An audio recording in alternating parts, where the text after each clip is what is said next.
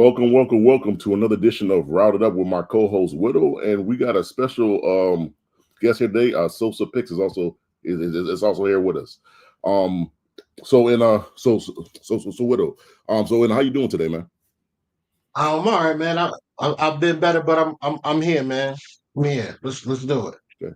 So in a Sosa, it's your first time on the show. It's Saturday morning. It's kind of early, but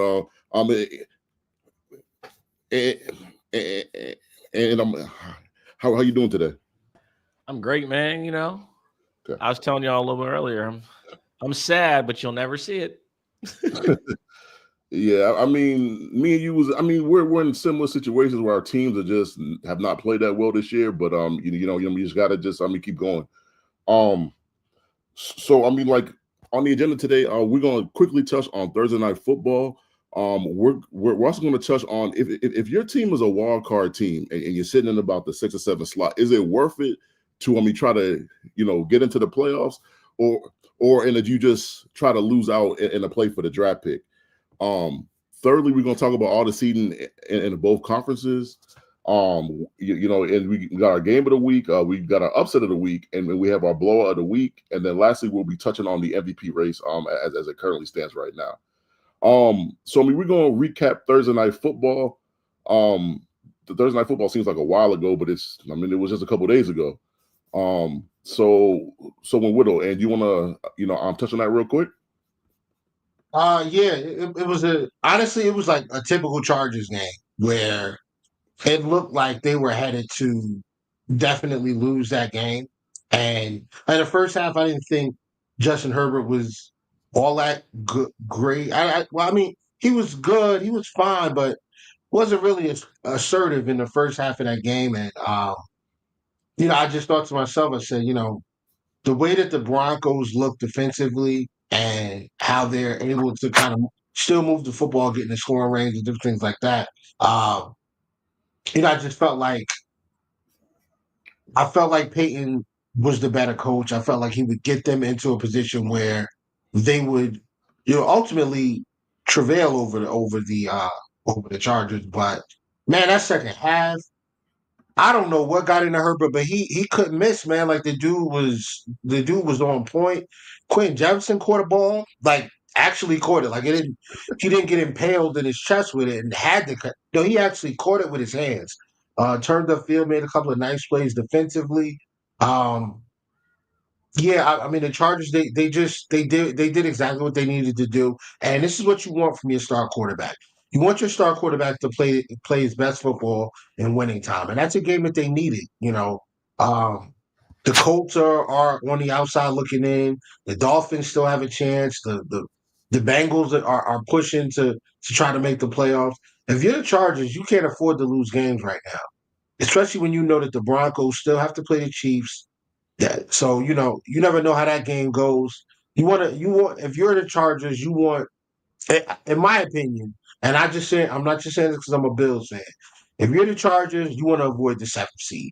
You don't want to come from LA, fly across the country to Buffalo and play. It's going to be 20 degrees, windy. It's going to suck. You don't want that. So if you can avoid that, if you can go and play in Houston or play in Pittsburgh, you want that. That's what you want. You don't want to go to Buffalo this time of year to play football. You don't. I don't even want to go watch. So I can imagine. You don't even want to go out there and get hit, have to tackle, man. Please, no way. So Yeah, I can agree with you on that. For me, obviously, everybody know I'm a Patriot fan, so I live in the city. Like, I got this rule, right? I'm not going to no outside games after about the second week of November. I'm just not doing it. Even when we had Brady, I wasn't doing that because the weather is just crazy. That's just how I feel about it. Just talking on to me, it was a typical it is a typical Charger game. There's also a typical game where it's the tale of two halves. Like, a lot of people let us say that. And it was like the first half, the Broncos were dominating for the majority of the majority of the half. And then to me, the game changed when the Broncos punted. The Chargers fair caught it, and the guy ran into the leg of the Chargers player, which created a situation where it was like it's a free kick situation. For a lot of people that watch football, like, you don't really see a lot of the free kick situation at the end of the half. Like, I think I think the last time it was done was my field goal kicker actually Slide did it. I think it was 2019. And I think he attempted I think it was like a 60-yarder or 59-yarder. He didn't make it. So it just shows you how, like that play was so unique. And then when he made the kick, to me, that changed the whole game, because it's like at that point, they were, for as bad as the Chargers played, they were only down one possession with a 2-point conversion, like a touchdown, a 2-point conversion. And so they came out into the second half, and they kind of did their thing. And I mean, Herbert showed you who Herbert could be. Herbert, the first half, I was kind of wondering, is this the same Herbert that I be talking about all the time? That's so good. But then, I mean, he just flipped the switch, and then boom, So I mean, the Chargers did their thing. Like they won the game. I mean, to me, they're kind of stuck in that 6th seed unless the Ravens lose a bunch of games. But it was a typical, for those that don't watch a lot of Chargers games, it was pretty typical. So when it's Sosa, and you want to weigh in? But to be totally honest, I didn't watch a minute of the game. I caught like all the highlights, and I got like some of the condensed stuff. I think that Justin Herbert is, we all know he's a talented he's a super talent. We can't lie about that. Talent you can't deny, right?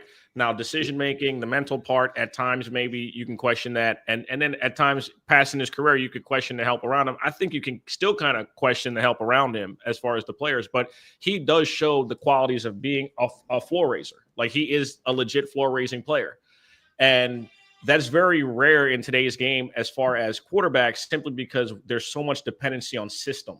Right, we're getting to the era where it's like more quarterbacks fit the system or the play call style of the guy running the game, or they try to just play complementary football to fit the defense.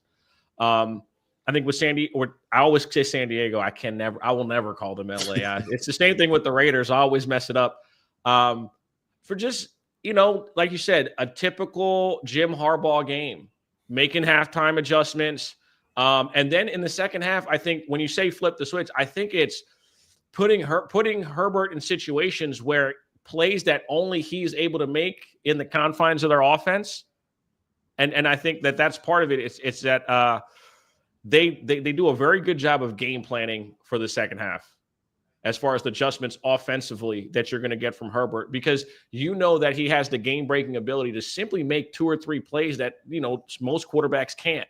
And that's the separating factor when you have an elite quarterback. Whittle, obviously, you understand that, right? It's like those 3 or 4 plays that only one guy's going to be able to make is going to be the separating factor. That's kind of what you see. He has the ability to separate himself on 3 or 4 plays, and when you look up, it's no time left on the clock, and they have a W. And ultimately, that's what it is.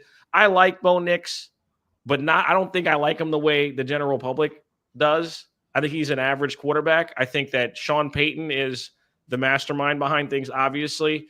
Just real quick, can y'all name 3 players off the top of your head that play on the Denver defense? Go.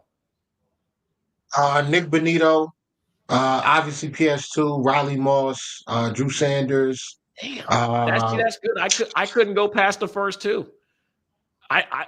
Only reason I know about Moss is because he's white.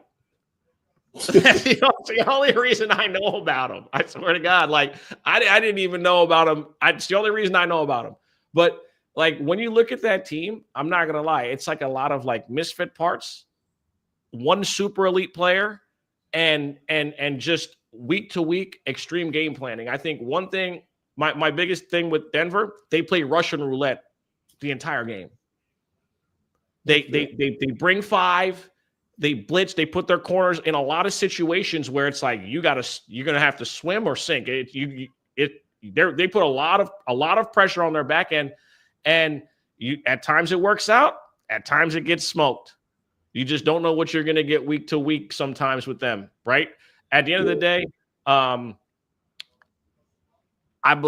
think that I think Denver could lose out, bro. I think Denver's in a situation where they could lose out and be in a situation where they don't have it, because they're like, that's my final thing about it, is after this game, I'm like, I like Bo Nix, but how much is Sean Payton gonna be able to hold his hand across the finish line? I just don't see it. I think they could lose out.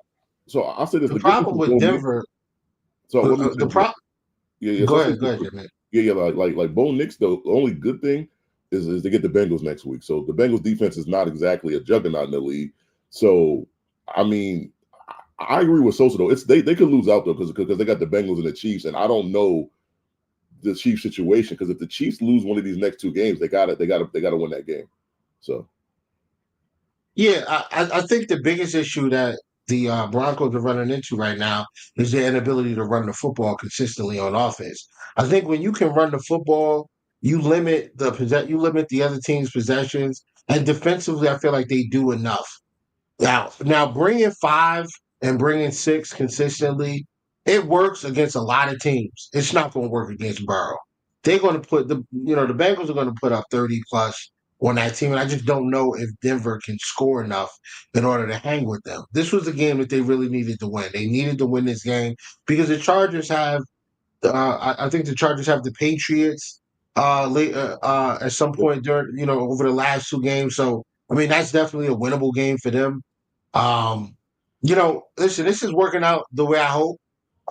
If Denver was to lose out and the Bengals make it in, they are the seventh seed. They have to come to Buffalo, and we're gonna beat the hell out of them because we owe them one from 2022. So, Cincinnati, lock in, like pull right on up. We'll be waiting, 100%. yeah, I mean, But I my just wanted to say okay. real quick about the Chargers. Real quick, that throw that Herbert made, rolling out to his left, being able to get the ball over the defender and directly into the hands of his receiver, like that. That's a high level throw, like you said. There are only like 3 or 4 quarterbacks in the league that can do that. And if it's me, if I'm Denver, if I'm the Chargers going into this offseason, I'm doing whatever I can to go and get McMillan out of Arizona. I would do whatever it takes to go and get him because with Harbaugh, you know your defense is going to overperform. So you can spend a little bit, go get that top level, Mike Evans style wide receiver to pair with your Lad McConkey and your stable of running backs. And this is a great running back draft as well. They could pick up a day one starter, in the third round or later at running back. They're going to So get Keenan I Allen think, back for free. and they could get Keenan Allen back. He's going back there for free for nothing. He's going to play there next year. He's going to go back there for the rest of his career. I guarantee it. He ends up there next year without question. And he'll show up for free. Right. So you could give Justin Herbert an elite level pass catching group next year. Go get a running back to pair with Gus Edwards. I mean, J.K. Dobbins at this point is like way too injured to continue to be your lead back.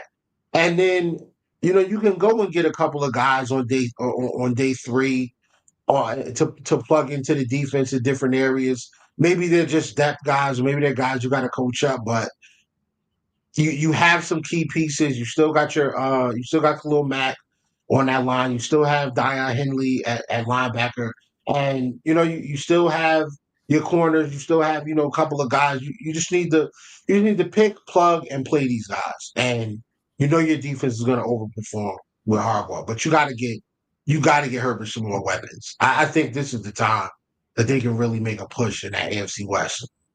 Yeah, I think the Chargers are. Someone said this to me the other day. I forgot who said it, but someone said it to me. The Chargers are a year ahead of schedule because I think next year they're going to be really good. Next year, I just think it's just kind of what you said. Like they just got to go out and I'm gonna get some more receivers.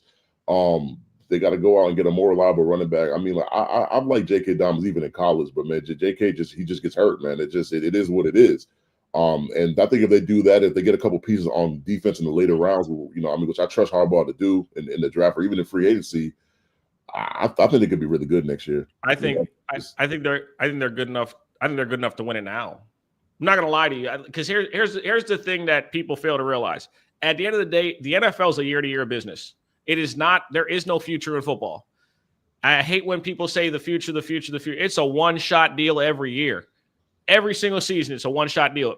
And when you have an elite level quarterback, right, all he needs is a chance. And the thing is, not even worried about the personnel around him because I know the head coach is not going to attempt to put him in situations to where they're at this extreme disadvantage for extended periods of time. And that's been the biggest problem in Justin Herbert's career. He's had a head coach that did that to him. He put him in bad situations, and they had to live and down his right arm every single play. Now you can install a game plan and a mindset week to week where it's we're gonna need you to be great, but in moments. We don't need you to carry us across the finish line every single week. And that's how you create opportunity to win championships. Because if the defense can hold it down, you don't necessarily have to score every possession. Get down the field, kick a punt, and give your defense an advantageous situation where they got the other team facing their end zone. You know? And I think those are the intricacies that you see learned as these quarterbacks develop, or when they just get a competent individual as the head coach. Like, that always helps. Yeah, the Chargers remind me of the 2019 Bills. Not a ton of talent on the offensive side. The defense overperformed, and they were right. They got to the playoffs, ended up losing in the wild card, but they make that one move the next offseason and they take off. And they've been good ever since. So I see the same type of trajectory for the Chargers going forward. Yeah. So, and next we're going to touch on a very interesting topic, and I think it's a very nuanced topic too. So I mean, if your team is a wild card team, I mean, let's say you're sitting in the 6 or 7 slot, do you try to do an all-out push to make the playoffs, or do you try to just lose and get a better draft pick?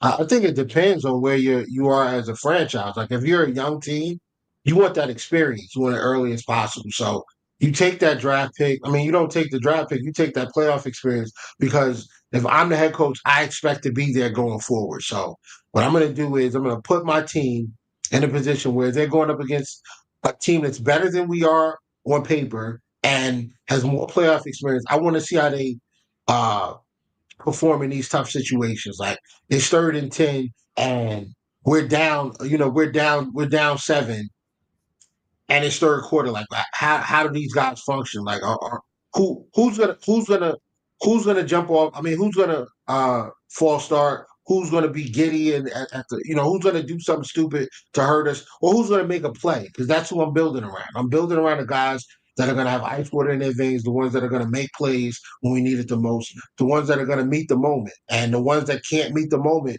you see it in those games, and you get rid of. So if I go next, for me, I kind of agree with like, to me, like I said, it's a nuanced situation for me. For me, it's like if I already have a quarterback that I know is my guy, it's a franchise guy, long-term guy, then I'm gonna go and try to make the playoffs because I want to give that guy the most experience. And I'm just kind of like what Whittle said. I mean, if I got a lot of young players and I want them to get that experience. But if I'm a team that doesn't have a quarterback, and we just miraculously just was winning games all year, and when we find ourselves in a position where we can make the playoffs, and I know as a franchise that we don't have our guy, that's not necessarily going anywhere, then I'm gonna opt for the draft pick.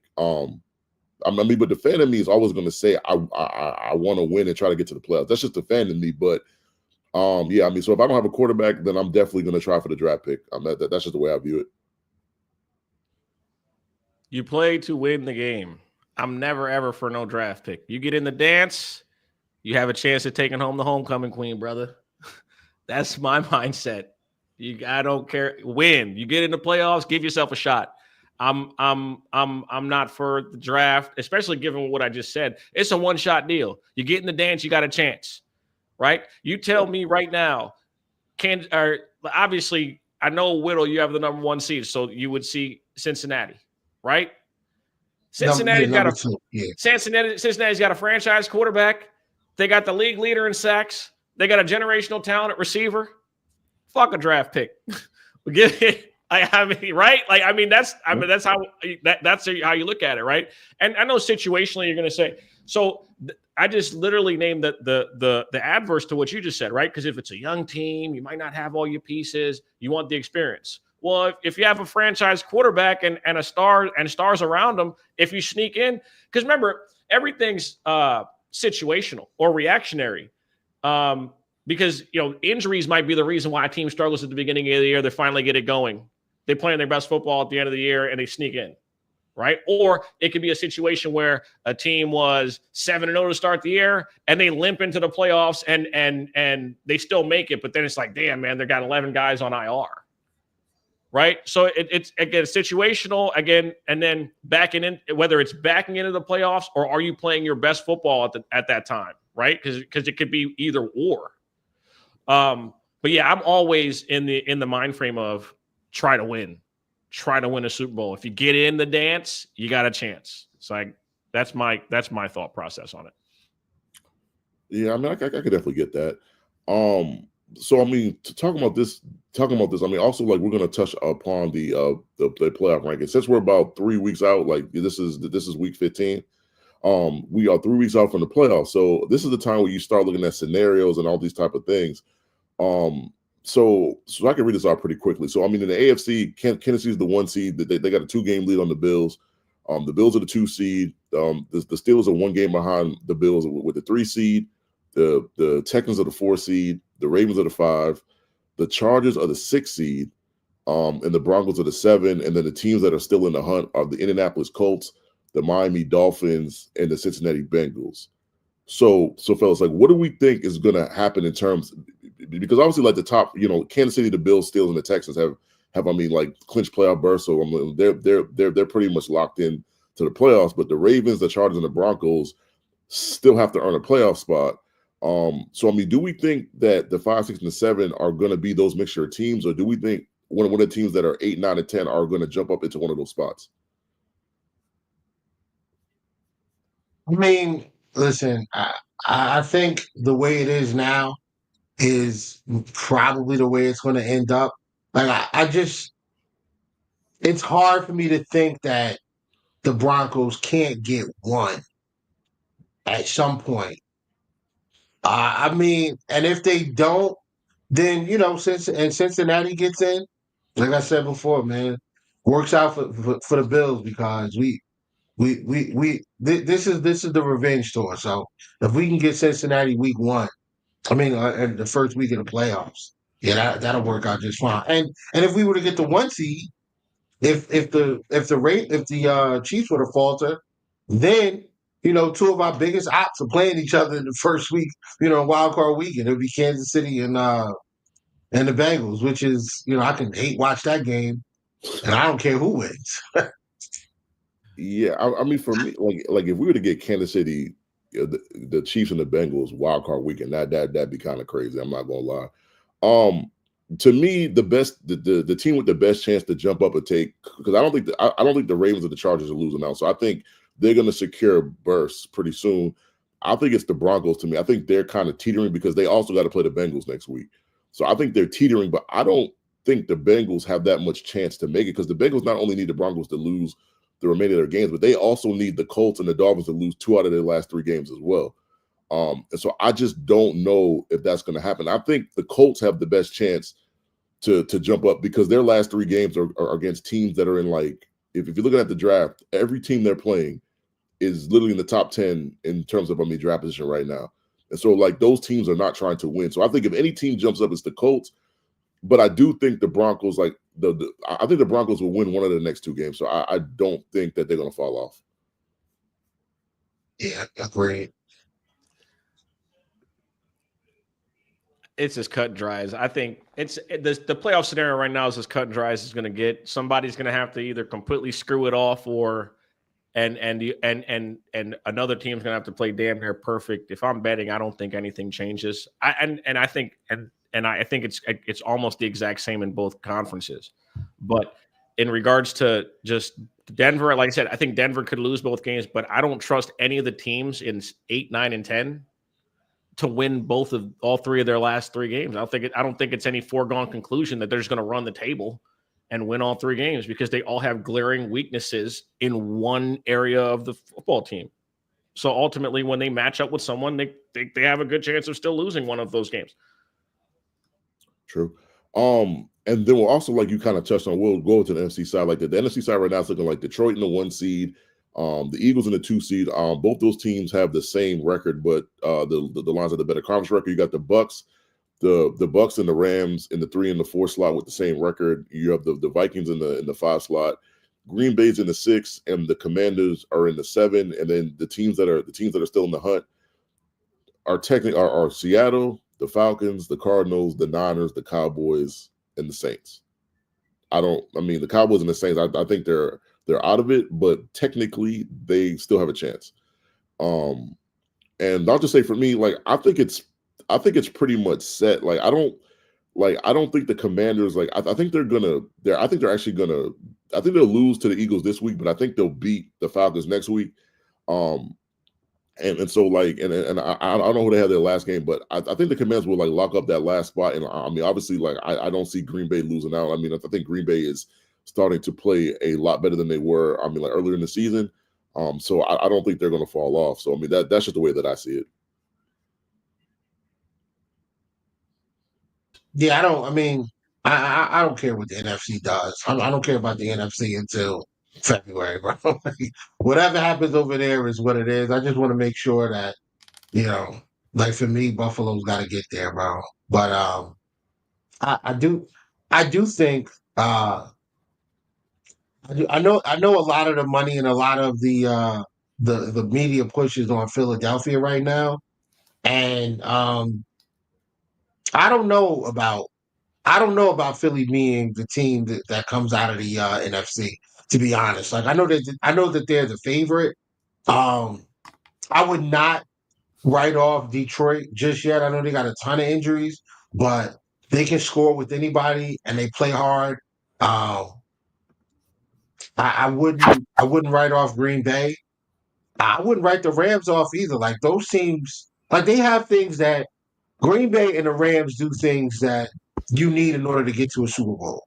They can score, they can run the football, they can throw the ball downfield, and they can get after the quarterback. If you can do those three things, you can you can advance in the playoffs. And I think that the Rams and the Green Bay Packers do those at an elite level. So I don't know. Like I think if you take Saquon, if you are able to shut Saquon, and I don't want to say shut Saquon down because I think that's almost impossible. But if you can make it a net negative for Philly to continue to run the football, for instance, you're trading sevens for threes. At some point, they got to drop back and say, "All right, Jalen, we need you to win. We need you to get us back in this game." And at that point, now you just say, "All right, I'm going to bracket cover AJ Brown, and I'm going to take the middle of the field away and make you make tough throws outside the hashes, outside the numbers, towards the sidelines to some of these other receivers." And I don't know if Jalen Hurts can do it. He's been in the league how long? And we still question those things. So I do think he's improved as a passer. I do think that they have an excellent roster, but you still got a pair of rookie corners back there. I know Darius Slay plays a lot of snaps as well, but you trust their corners against Matthew Stafford, Puka Nacua, and Cooper Kupp? I don't know how that goes. I don't know how that goes. So we'll see. And I like what they have up front and with the Rams, man. I mean, like Jared Verse is going to be the defensive rookie of the year. They got Brian Breesy in there. They got not Brian Breesy. They got Braden Fisk and Kobe Turner. Like those guys are good. And then on the other side is Brian Young. Like they have players on that front four. Like they really have players. So I don't know. We'll see. I'm gonna say Eagles are far and away the best team in the NFC. I don't even think it's really that close. I do not. They have the best offensive line in football, right? I know people give Detroit credit. Detroit's got the most versatile offensive line in football. There's a difference. The things that Detroit's able to do from an offensive line standpoint are generational because you can call all types of things because of their athleticism and space. That Philly offensive line, they're just some bullies, bro. They're absolute bullies. And they got pieces to create space for Saquon that he's never had prior to getting to Philly. That's why it looks so easy for him, right? Because you got to account for the guys on the outside, and all of their weapons, as far as the receiving group go, can make plays. And Goddard's been hurt all year. Grant Calcaterra, who the fuck is that? Who is that, right? Like, who is that? They've also weathered the storm with injuries. That's another thing that I give them a lot of credit for. AJ Brown missed time, Devontae Smith missed time. They've been nicked up across the board, and they've managed that very well, and they've continued to win. And also, everyone understands is when you continue to win, they have to find something to talk about. 2 weeks ago was AJ and Jalen Hurts aren't friends anymore. I honestly do not think it's that close. I think that Detroit is the best team in the NFC by a considerable margin. I think that the Eagles, are the best team in the NFC by a considerable margin. Because when I look at Detroit's defense, they're not that good. When they lost Hutch, it really, really hurt them. And then, like you said, the roster's just systematically just falling apart week by week. The Rams, we saw this Eagle team going to LA and beat the brakes off of them. I don't see LA pulling up to the link and giving them much smoke, respectfully. If the game was in LA again, maybe. But I don't see them pulling up to Philly and giving them any smoke. Baker Mayfield, good luck with that. All these other, I just don't see it. I think Philly is the odds-on favorite right now to come out of the NFC. I don't think it's really. I don't really think, as far as like the way that they operate, there's any real issues, especially because they added Saquon to the mix with the weapons that they have. I think it's kind of like just an embarrassment of riches, for real. Like, Sirianni don't got to be a good coach; just got to get the hell out the way. No, it's not. This is a great time for the Bills to rest some starters. No, it's not. We still got the 1 seed in our sights. So, no.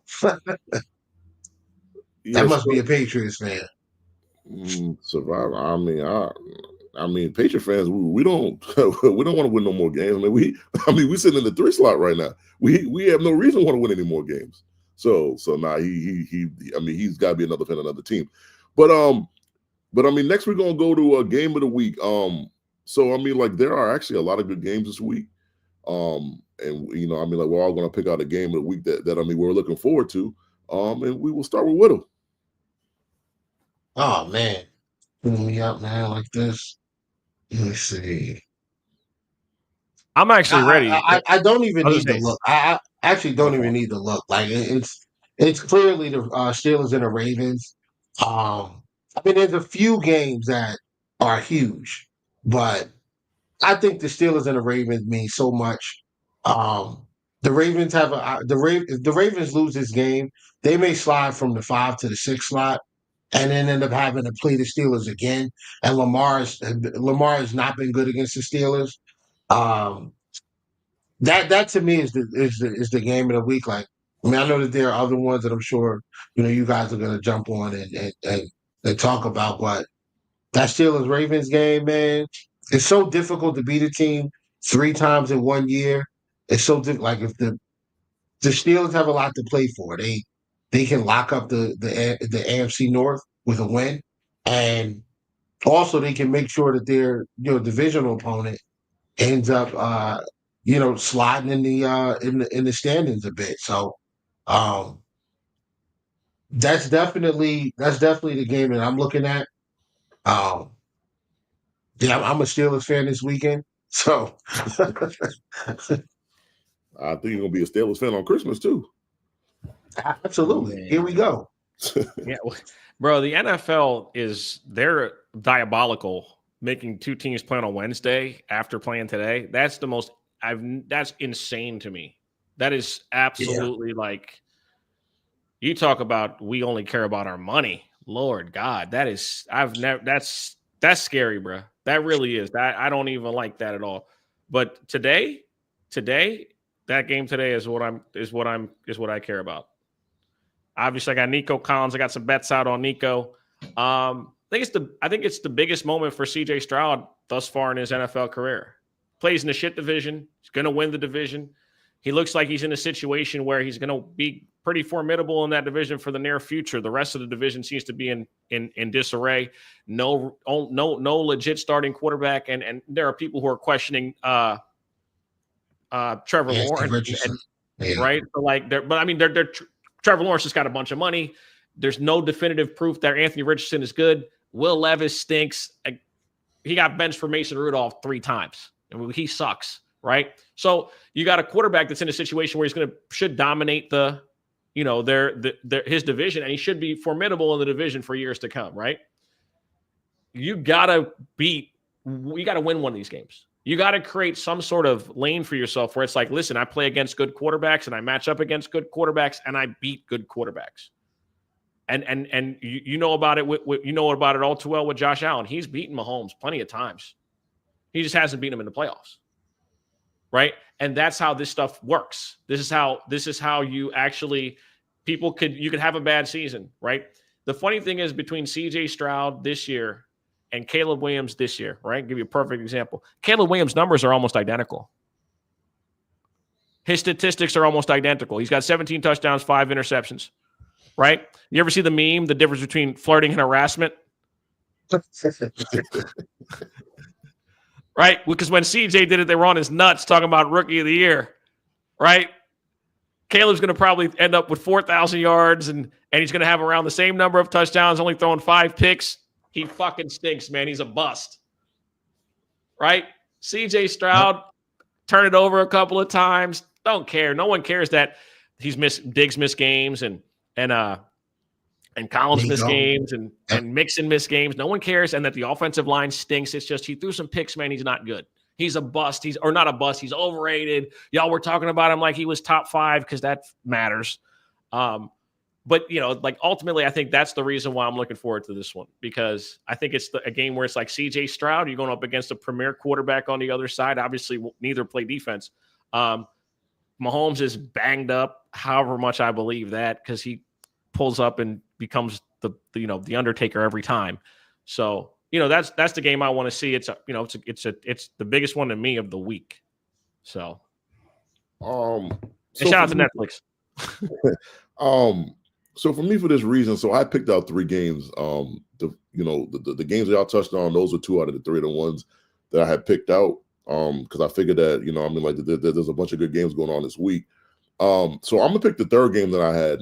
I don't necessarily think it's gonna be the game of the week, but I think it's one of the games of the week. And that's the Eagles at the Commanders. The reason I say this is because the first time they played, they played in Philly. The Commanders going into the 4th quarter like they were leading, and then they kind of had I don't want to say a meltdown, but like Saquon took over that game in that 4th quarter. He literally had one of the best quarters I've seen in football this year. From the running back position. So I'm kind of wondering how this game is going to go. Like I don't think the game is going to go the same kind of way. I think the game is going to go like a different way. And I think the Eagles are going to control the game more than they did the first time around. But just because you control the game doesn't mean you're going to win the game. That's what I'm looking forward to. Like I'm kind of looking forward to seeing JD against Jalen Hurts. I'm looking forward to seeing Saquon. I'm looking forward to seeing Scary Terry. Those guys in that matchup, and it's a division matchup, man. So the hatred is there. Like Commander fans don't like Eagle fans. Eagle fans don't like Commander fans. I can't wait to see that game. So, next we're gonna speak upon upset of the week. And I can go first on this. This was kind of hard, man, because there's a lot of big spreads in this week's games. The Bills are favored by 14 points. Green Bay's favored by I think 14 and a half. So I wasn't like anybody that knows me knows that I hate in NFL. Like I hate the huge lines in the NFL, man. Like it's just. It's the NFL. Like it's hard to beat teams by like that many points. So upset of the week, I'm gonna go with the Steelers versus the Ravens. I think the Steelers can pull out this win. A lot of people don't know, but Lamar is only 2-5 against the Steelers. The Steelers play really well against Lamar Jackson. And I know a lot of people like the Ravens and they like Lamar, but for some strange reason, the Steelers have their number. And I just, I get it that George Pickens, he's one of my, Georgia Bulldog guys. I get that he's out, but I still like the Steelers in this game. I think they're like 5-point dogs, but I actually like the Steelers to win the game. So that is my upset of the week. Yeah, I'm gonna go with the Browns over the Bengals. The Browns always play the Bengals well. I know that the Bengals need these games. I know that they can score a ton of points, but maybe the Browns figure something out. Maybe maybe they can. I'm just looking at it, and like you said, I just don't trust. Like Sosa was saying, I just don't trust that the uh the Bengals can win out, and all these other things can happen in order for them to get to the playoffs. Like it would be a nice story, but I feel like I feel like the Browns are here to play spoiler. It's a division opponent. It's a division game. They always play them. They always play those guys tough. So I'm gonna go with the Browns pulling off an unlikely upset over the Cincinnati Bengals. Okay. Ooh. You said upset of the week, huh? Yep. Upset of the week. I mean, because this is the one thing I didn't even look at. My mom just called me. I had to, completely got completely sidetracked there for a minute. Upset of the week. I actually did look at this. Carolina against Arizona. I think Carolina ends the season for the Cardinals.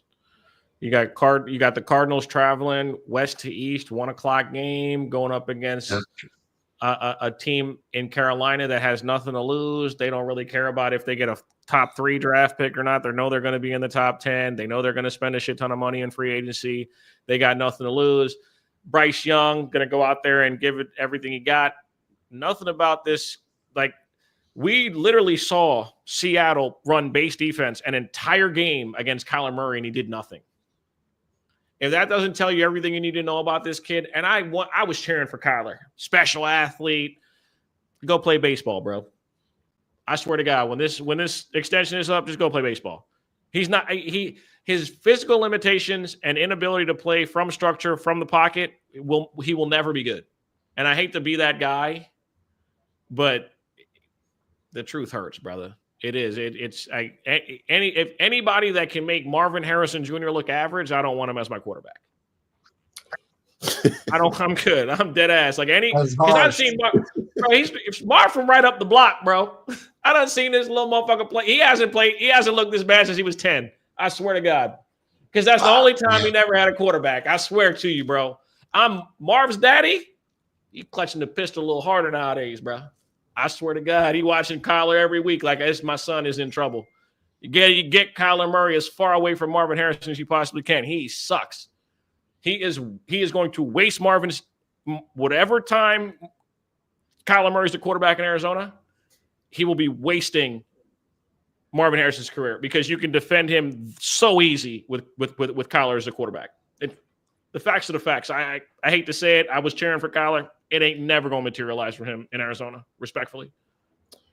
I kind of tend to, because the Patriots, we just played them last week, right?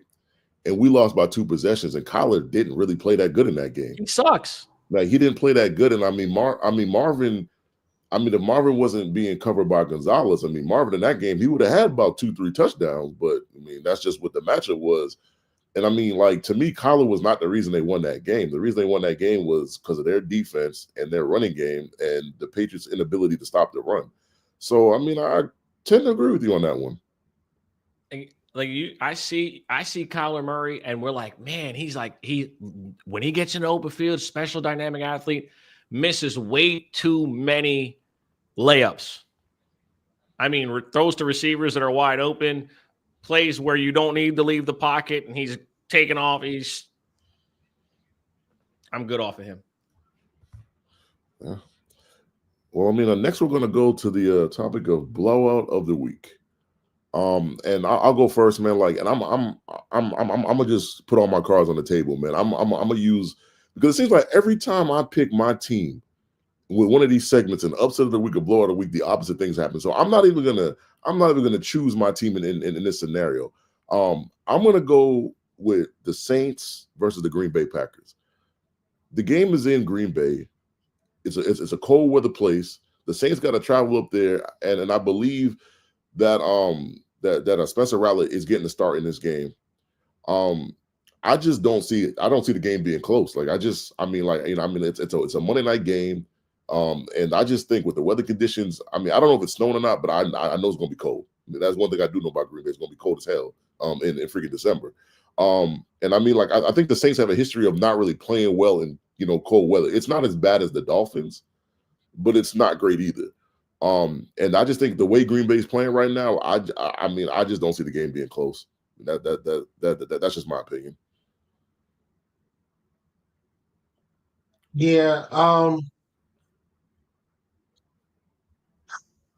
I guess I'm gonna go with the. I mean, I could go with our game, JMIK, but I mean, I don't know if they. I don't know if the Bills try to do, what they. I don't know if they try to go in like that. You mean to tell me? You mean to tell me all them years of losing the belt, bro? Y'all are gonna try to give them motherfuckers 100. Bro, honestly, after that playoff perfect game from John, I mean, after that, I kind of just I don't really have the same type of animosity for it. Like there was nothing more. The only thing worse would be beating the Patriots, like blowing them out in like an AFC Championship game. That's the only thing worse. So I mean that was we dismantled them. That that was 2021. So since then it's just anybody ever whooped my ass once. Every time I see them, I'm stepping. Fuck that. I'm trying to give you 100, bro. Every time. Yeah, they 33 wins to 3 losses. Tom Brady over his tenure in with the New England Patriots over the Buffalo Bills. So yeah, Josh starting to work. Josh about to start working on one of them. That's what he wants. He wants that, bro. I'm telling you. You listen. He's right there with the Dolphins. Like I mean, I think his record now was like 12-2, 13-2, something like that. He's Aaron Rodgers and the Bears. That shit's getting ugly. Whew. Yeah, he's disrespectful, man. I'm gonna go with the Buccaneers over the Cowboys. I think the Bucks are really, really, really solid offensively. Baker Mayfield is a dog. I like Micah Parsons, and I know Micah Parsons is going to play his heart out. I just don't know if the combination of Cooper Rush and that Bucks defense is going to give Micah Parsons a chance to really make a ton of plays. The Bucks need this game as well. They're still trying to close out that division. So I think they're going to jump on the Cowboys early and not get off of them until somebody call the police. So I think it's going to be ugly. I think that game's going to get ugly. Y'all ready? Michael Penix Jr., NFL debut. Gary put belt to ass. He's going to make you forget about Kirk Cousins so fast. It's going to take probably 2 possessions. I'm telling you, I'm not going to lie to you. They played their cards about as perfect as you possibly can. They knew that Kirk, I think probably like 3 weeks ago, they were like, okay, this guy's starting to unravel. And they maxed out everything they could with Kirk. You just see the announcement, they're going to cut him. Yeah. Yeah. So they're going to cut him before March. So, give me Penix to go out there.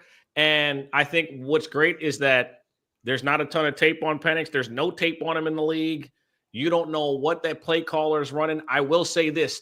His ability to move is going to change everything. And I'm not saying from like a running standpoint, just simply his feel in the pocket and his ability to escape to make throws down the field is simply something that Kirk Cousins couldn't do.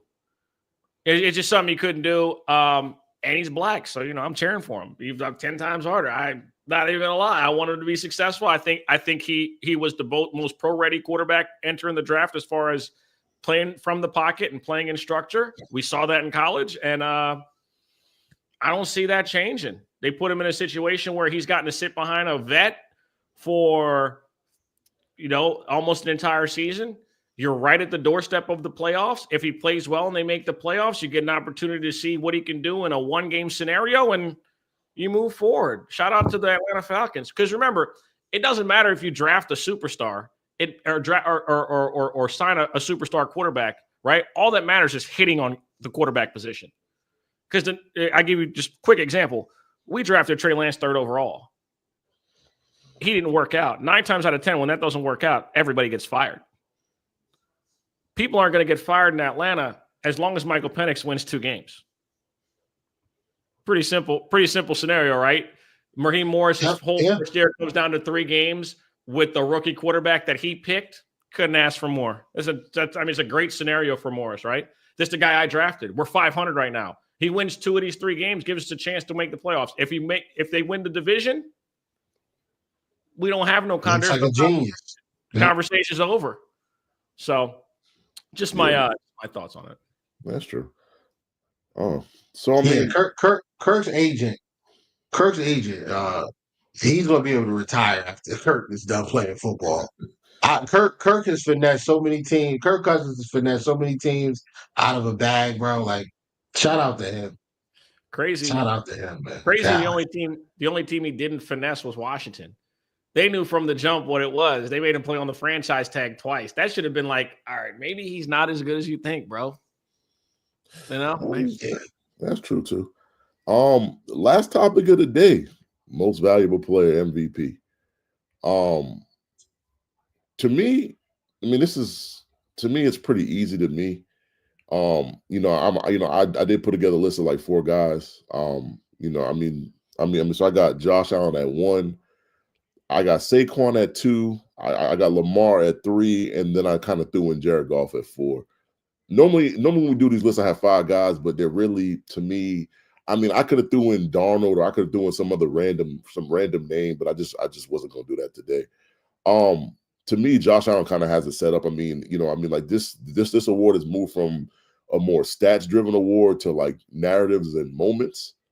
And I think Josh Allen thus far in the season has had the bigger, the bigger narrative. His narrative is the whole trading Diggs away, and like they don't have any receivers and all this sort of stuff. And then his moments were against the Lions and against the Chiefs. Those were 2 of the biggest moments in the season. And so unless he somehow falters down the stretch against the Patriots and the Jets, because he played the Patriots twice and the Jets once. Jets are sandwiched in between the Patriots. Unless he doesn't have great games or just plays terrible, I just don't know how anybody's going to overtake him. And that's just how I see it. Yeah, my list is a little bit shorter than yours is, JMIK. My list for MVP is Josh Allen, and then the end of list. That's it. I think it's weird how Raven fans are trying to, and there are some media personalities as well that are trying to make this a stats issue. Again, it says Lamar's number 1 in all of these statistical categories. He's slightly better than Josh Allen in yards and touchdowns and et cetera, et cetera. You know what Lamar's stats were, where he ranked last year when he won it? 11th in passing touchdowns, 15th in passing yards, 17th in completions, and 17th in attempts, 8th in completion percentage. What are we doing, guys? Josh Allen is getting ready to go into his 5th season with over 4,000 passing yards and 40 touchdowns. 5 years in a row. No other player has 4 outside of Josh Allen. He's about to be the first player since Cam Newton to have 30 touchdowns and 30 passing touchdowns and 10 rushing touchdowns in a single season. Last year he had 29 passing touchdowns and 15 rushing touchdowns. And I know the other narrative that people like to bring out is, well, he's stealing all of these touchdowns from his running backs. You know who's number 1 in rushing touchdowns in the NFL? It's Jalen Hurts. Number 2, Derrick Henry and James Cook. They're tied with 14 each. So I think and only one of them is an elite thrower of the football between the 2 of them. I just make that clear. I know I said the Eagles were good, but it's just one guy throwing the ball. But I thought the MVP was going to come down to his performance against the Lions, and that's what everybody was saying. He goes out there and beats the Lions. That's it. It was 35-14 with like going into the 4th quarter of that Lions game. 35-14. I get it. The Lions are banged up. I understand that. I get it. But at the end of the day, some of those throws that Josh Allen made in that game. I mean, the throw to Shakir on the sideline. The throw to Kincaid on bracket coverage over the shoulder directly in the breadbasket, directing Keon Coleman down the field. Who a lot of ball knowers on this app on Twitter told me Keon Coleman will be the worst wide receiver drafted out of the guys that went in the first round. He didn't even go in the first; he went in the second.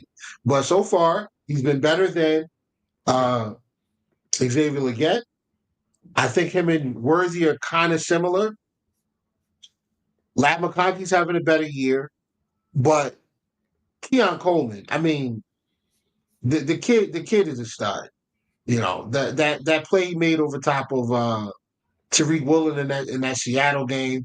I mean, not having Diggs, not having Gabe Davis, Mitch Morse leaves, all of these different guys leave on defense.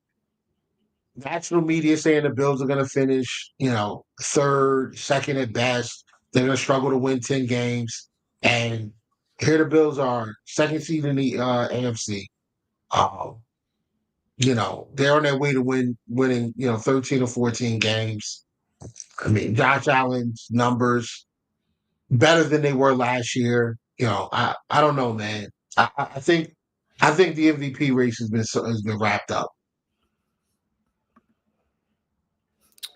Well, I picked one person to win MVP at the beginning of the year, and his name was Josh Allen.